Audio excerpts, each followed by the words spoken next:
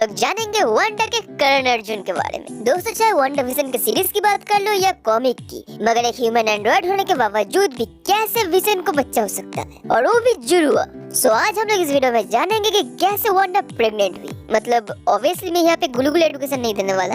भाई अब सुनेगा भी कौन? अब तो वैसे भी नापुंसक हो। जमाइला।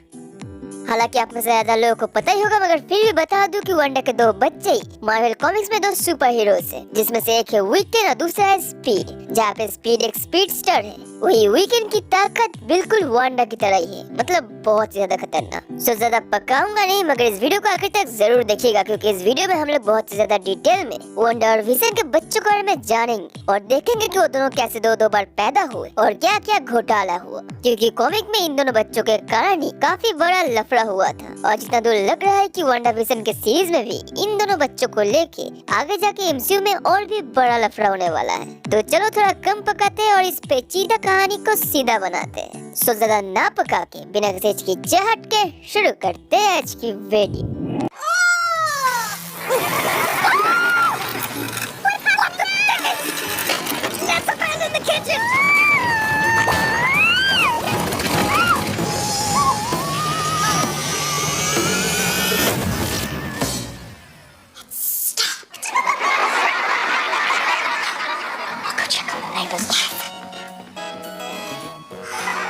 एक्चुअली एमसीयू के मूवीज की तरह कॉमिक में भी एवेंजर्स को ज्वाइन करने के बाद धीरे धीरे वांडा और विजन एक दूसरे से अट्रैक्ट होने लगे थे, जिसके बाद उनके बीच प्यार बढ़ा और उन दोनों की शादी हुई। जिस प्यार के पीछे एक रीजन ये भी थी कि विजन के दिमाग को वंडर मैन के ब्रेन सेल से बनाया गया था, यानी वांडा मैक्सिमम जिसकी क्रश थी, इसलिए विजन वांडा की तरफ इतना ज्यादा अट्रैक्टिव फील करता था। और दूसरी बात, एक्चुअली उन दोनों के प्यार के पीछे थोड़ा सा कैंग द कॉन्करर का ही एक दूसरा वर्जन इमोटर्स की मैनिपुलेशन का भी थोड़ा सा हाथ था, क्योंकि वो नहीं चाहता था कि वांडा का कोई बच्चा हो, और अगर एंड्रॉइड के साथ प्यार होगा तो बच्चे का संभावना ही नहीं रहेगी, क्योंकि एक्चुअली वांडा एक नेक्सस बीइंग है, और इसलिए अगर उसका बच्चा होगा तो उसका बच्चा यूनिवर्स के पूरे फाउंडेशन को हिला देने की ताकत रख सकता है। मगर फिर भी एक एंड्रॉइड के साथ शादी होने के बावजूद भी वांडा ने बच्चे पैदा कर लिए। थोड़ा अजीब लग रहा सुनने में? नहीं। एक्चुअली वांडा ने एक खास मैजिक सोर्स से एक खास मैजिक एनर्जी को खींच के अपने कोक में एक जोड़े जुड़वा बच्चे इम्प्लांट की थी और उनका जन्म देके माँ बनी थी, जिनमें से एक था थॉमस मैक्सिमफ एके टॉमी और दूसरा था विलियम मैक्सिमफ एके बिली। मैक्सिमफ क्यों? क्योंकि विजन का कोई सरनेम नहीं है। और सीरीज की तरह यहाँ पे भी वांडा और विजन खुशी खुशी अपनी फैमिली लाइफ बिता रहे थे, जब तक कि ना उनके सामने मास्टर पैंडेमोनियम अपीयर हुआ और क्लेम किया कि वांडा ने जो दोनों बच्चे पैदा किए या फिर कह सकते हो क्रिएट किए हैं, वो एक्चुअली उसके अंश है तथा उसके सोल के फ्रैगमेंट्स हैं। एक मिनट, मगर मुझे तो पता था कि वो मेफिस्टो के हिस्से है। हाँ, सब एक्सप्लेन करूंगा छोटे, थोड़ा धीरज रख।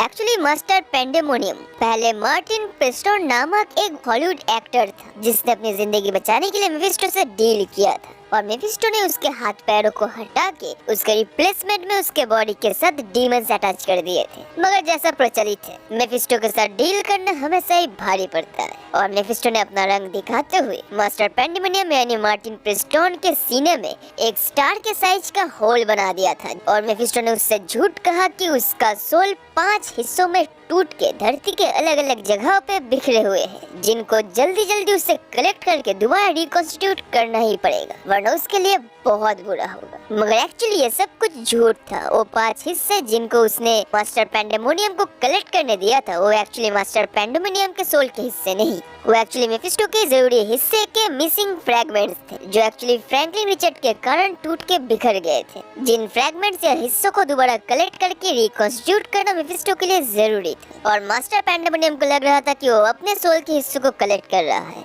मगर वो थे मेफिस्टो के हिस्से, और वांडा ने अनजाने में ही मेफिस्टो के हिस्से के उन मिसिंग फ्रैगमेंट्स से ही अपने बच्चों को क्रिएट कर दी थी। जिसके बाद उन फ्रैगमेंट्स को ढूंढते ढूंढते मास्टर पैंडेमोनियम उनके सामने अपीयर हुआ, और उस फ्रैगमेंट को दोबारा रीअब्सॉर्ब करके जैसे ये अंश दोबारा रिकॉन्स्टिट्यूट हुआ, तभी मास्टर पैंडेमोनियम वहाँ से गायब होकर उसके जगह पे वहाँ पे डेविल मेफिस्टो प्रकट हुआ, और सभी को पता चला कि असली झोल क्या है। मगर अपने बच्चों को खो देने के बाद वांडा को एज ए माँ बहुत बड़ा सदमा लगा और उसका मेंटल ब्रेकडाउन हो जाता, मगर शुक्र है कि सही टाइम पे अगाथा हार्कनेस ने वांडा के दिमाग से उसकी बच्चों वाली इंसिडेंट्स के यादें मिटा दी। मगर ज्यादा दिन के लिए नहीं, वो दोबारा वापस भी आ गए और यही से वांडा मैक्सिमोव के दिमाग की मेंटल डिसऑर्डर शुरू होती है। मतलब सदमे का जड़ है ये।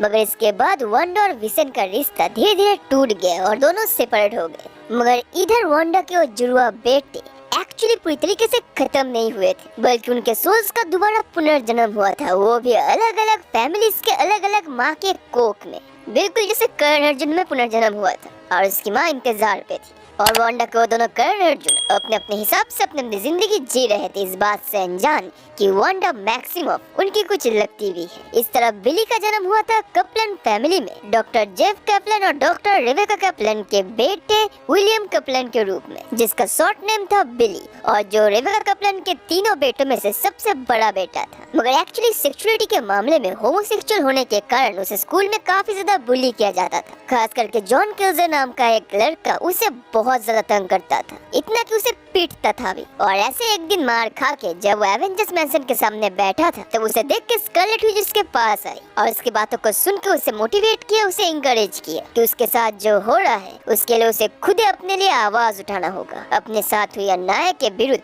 उसे खुद ही खड़ा होना होगा। कभी भी किसी अन्याय को देख के पीछे मत हटो, चाहे वो अन्याय अपने साथ ही क्यों न हो। वैसे लाइन मैंने अपने से बोला है। हाँ, जिसके बाद से स्कारलेट विच यानी वांडा मैक्सिमम उसकी सबसे फेवरेट एवेंजर बन गई, इस बात से अनजान कि वही एक्चुअली उसकी पिछले जन्म की असली माँ है। मगर जब अगली बार वो जॉन किल्जर के विरुद्ध खड़ा होना गया और उससे निपटने गया, तब पहली बार अचानक से उसके अंदर से उसके इलेक्ट्रोकाइनेटिक पावर्स बाहर आई और उससे पता चला कि वो कोई आम इंसान नहीं है और उससे एक्सीडेंटली वो लड़का लगभग मर ही जाने वाला था। और इस तरह टॉमी का जन्म हुआ था न्यू जर्सी के फ्रैंक शेपर्ड और मैरी शेपर्ड के इकलौते बेटे थॉमस शेपर्ड के रूप में, निकनेम टॉमी। मगर बचपन में ही टॉमी के माँ बाप सेपरेट हो जाते हैं और थोड़ा बड़ा होने के बाद उसकी मुलाकात होती है लिजा नामक एक और सुपर पावर्ड गर्ल से, जिसके साथ उसकी फिजिकल और रोमांटिक लव रिलेशन बनती है। और अचानक से उसे पता चलता है कि उसके अंदर स्पीड स्टार्स के पावर्स है, यानी वो तेज भाग सकता है, वाइब्रेशन क्रिएट कर सकता है, चीजों को तोड़ के वेपराइज भी कर सकता है। और अपने ताकत के बारे में रियलाइज होने के तुरंत बाद ही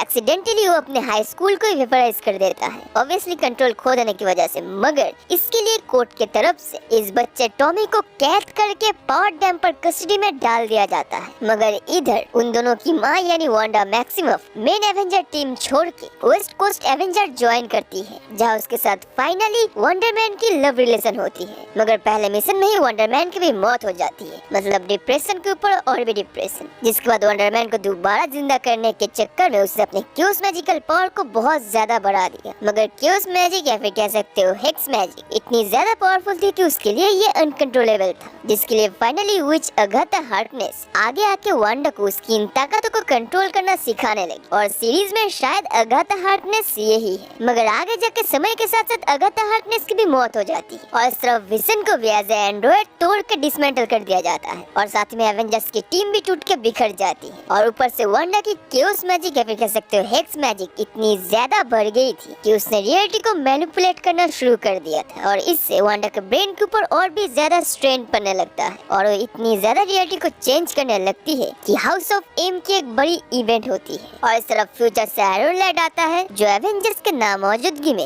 यंग एवेंजर्स की टीम फॉर्म करता है और उस टीम में वांडा का बेटा बिली वीकेंड के नाम से शामिल होता है और उस टीम का एक और होमोसेक्सुअल मेंबर हल्कलिंग के साथ उसकी लव रिलेशन बनती है। मगर फिर हल्कलिंग के साथ स्कल्स का एक लफड़ा होता है और हल्कलिंग लापता हो जाता है और यंग एवेंजर्स के सारे मेंबर्स उसे ढूंढने लगते हैं। और यही वो वक्त था जब आयरन लैड को वांडा के दूसरे बेटे टॉमी के बारे में पता चलता है और यंग एवेंजर्स की टीम उस बेचारे को कैद से छुड़ाते हैं, जिसके बाद वो स्पीड के नाम से मदद करता है हल्कलिंग को ढूंढने। मगर सभी आश्चर्यचकित थे क्योंकि वीकेंड और स्पीड के शक्ल एक दूसरे से बहुत ही ज्यादा मिलते थे, बिल्कुल ऐसा लगता था कि जैसे वो दोनों ट्विंस हैं। और हल्कलिंग को ढूंढने के चक्कर में सुपर स्कल्स के जरिए उन दोनों को पता चलता है कि स्कारलेट विच के साथ उन दोनों का कुछ रिश्ता है और प्रोबेबली वांडा उनकी माँ है। और जब उन दोनों का मुलाकात मास्टर पेंडेमोनियम से होता है तब उन दोनों के सारे चीजें और भी गहराई से मालूम क्लेम चलती है कि वो मेफिस्टो के हिस्से थे, उनको रीअब्सॉर्ब कर लिया गया था और लोग दोबारा पुनर्जन्म लिए थे, ब्ला ब्ला ब्ला। जो बातें वीकन सीधे सीधे मान लेता है, क्योंकि पहली बात तो वांडा का फैन था, दूसरी बात उसकी ताकतें वांडा की तरह ही थी और साथ ही में स्पीड यानी टॉमी के साथ उसकी शक्ल बिल्कुल मिलती भी थी। और स्पीड यानी टॉमी को ये सारी बातें बार बार समझाता है, मगर टॉमी यानी स्पीड पुख्ता सबूत के बिना ये सारी बातें मान नहीं पा रहा था। उसके लिए सब मानना काफी मुश्किल था और यही वजह थी कि हाउस ऑफ एम की इवेंट के बाद वो दोनों वांडा को ढूंढने निकले, जो कि हाउस ऑफ एम के बाद लापता थी। और जब उन दोनों बच्चे और यंग एवेंजर्स को वांडा मिली, तब ऑलरेडी डॉक्टर डूम की वी बन चुकी थी और उसकी यादें और ताकतें दोनों ही उसने खो दी थी। जिसके बाद एक शॉर्ट टाइम ट्रेवल वाला टाइम स्ट्रीम का ट्रेवल हुआ, जो भी हुआ, मगर उसके बाद वांडा को सब कुछ याद आ गया और उसने फाइनली ये बात साबित और अप्रूव की कि वो दोनों ही उसके बच्चे हैं, वो खोए हुए जुड़वा बच्चे। और कर्ण अर्जुन अपने माँ के गले लग गए। सो यही थी वंडा विजन के दोनों बच्चों की कहानी। कैसे वो लोग जन्म लिए, कैसे वो लोग रीअब्सॉर्ब हुए, कैसे वो लोग दोबारा जन्म लिए और कैसे वो लोग अपने जर्नी को कंप्लीट करके यंग एवेंजर्स टीम को ज्वाइन किए और अपने माँ से दोबारा मिले। और भी बहुत कुछ आगे होगा, मगर आज के लिए बस इतना ही दोस्तों। फिर मिलेंगे अगले वीडियो में एक मजेदार कंटेंट के साथ और तब तक के लिए स्टे ट्यून्ड, स्टे सेफ।